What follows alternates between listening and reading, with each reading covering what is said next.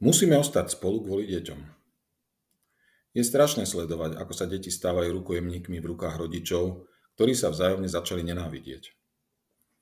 Už ju nemáš rád? Nemáš ho už rada? Neviete spolu vydržať?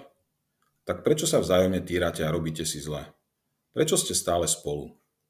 Chápem, že roky spoločného života vytvorili zvyky, ktoré sa len ťažko menia. Sú tu deti, o ktoré sa nechcete deliť. Sú tu výčitky. Vtedy si spomeň, aké to bolo predtým, než ste sa rozhodli žiť spolu.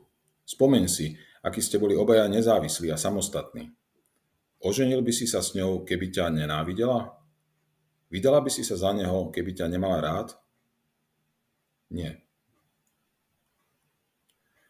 Ostať spolu kvôli deťom je to najhoršie rozhodnutie. Nehovorím, že sa musíte hneď formálne rozvádzať. Určite vám však prospeje nežiť spolu.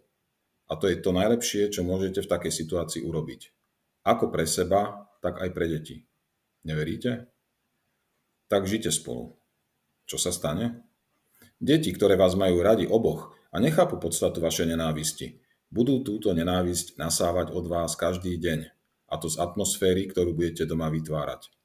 Naučite ich, ako sa má nenávidieť, namiesto toho, ako sa dá milovať.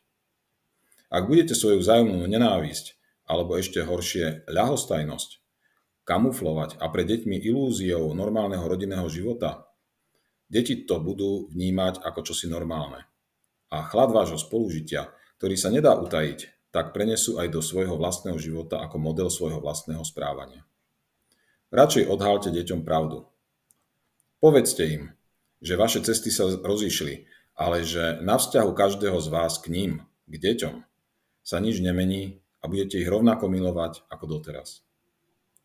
A deti vám raz poďakujú, že aj keď ste im síce neukázali, ako žiť rodinný život v láske, naučili ste ich aspoň postaviť sa k pravde čelom. A to nie je málo. Zhrnutie. Ostať spolu v neláskavom vzťahu kvôli deťom je to najhoršie rozhodnutie. Deti nasávajú zlú rodinnú atmosféru a použijú ju ako model do budúcnosti. Buďte k deťom úprimní. Naučte ich žiť aspoň v pravde, ak už v láske nie.